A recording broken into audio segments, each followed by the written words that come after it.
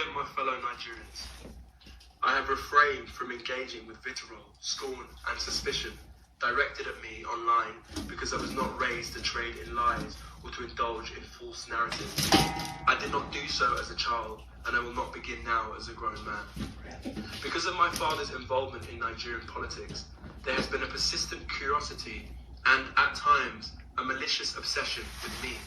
Why? I do not know. I have no social media presence and no interest in maintaining one, so I rarely correct these falsehoods. But perhaps it is time I address them.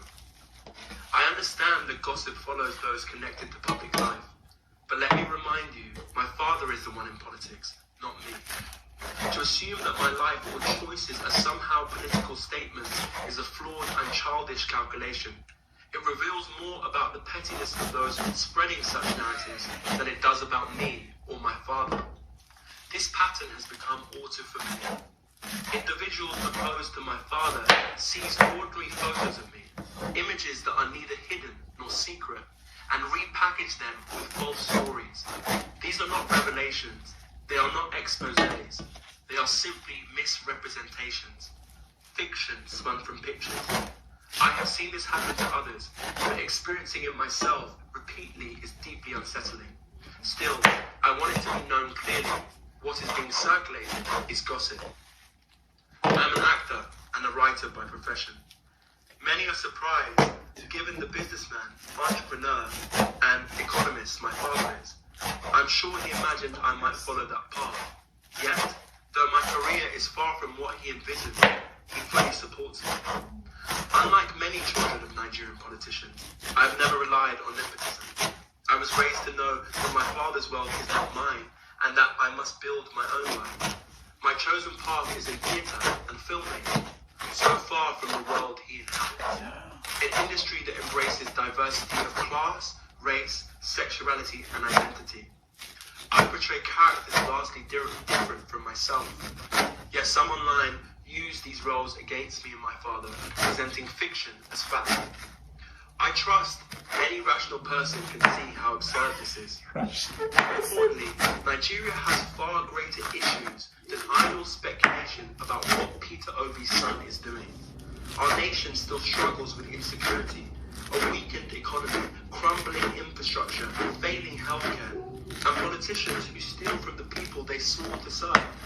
And yet, for some, the priority is to spread gossip about who Peter Obi's son appears with in a photo. This is a distraction from the real crisis that matters to all Nigerians.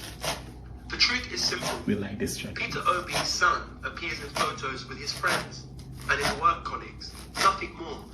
If people wish to invent otherwise, I hope they sleep soundly, knowing they are spreading lies. Mosquitoes. Nor I or my father are perfect men. And as a father and son, we have our differences. But I can attest to his integrity and his relentless desire to lead Nigeria out of its current hardships. In our home, as a child, the lesson was always clear. Face your work, do it honestly, and contribute to the good of others. That is what I will continue to do. So to those who attempt to distract us with lies, I beg you, stop pulling attention away from Nigeria's urgent problems. My father has my vote, not because he is my father, but because he is the right man for the job. If others wish to go low, invent scandals, or attack me to wound him, they are free to do so.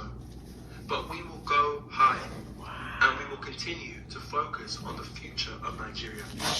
With love, Oseloka Obi. Wow, Oseloka, wow. I'm sure you don't know the people you're talking to. That you hope they will sleep well at night. They will. Even with mosquitoes biting them, they will. What are you talking about?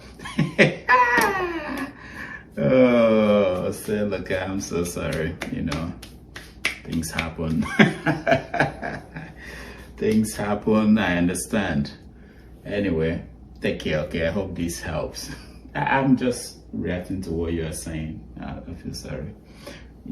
You don't know Nigerians, do you? I think you've stayed too long in the UK or somewhere else to understand our people. You know, just pray for them. wish them well. Don't explain. You know, the more you explain, the more they come, because they don't have anything else to do. Distraction, yeah, they need distraction. That's how they survive. You know, how can they survive without distraction? Distraction is how they will be able to survive and deal with the hardship and the crazy things going on in the society. Okay? All right.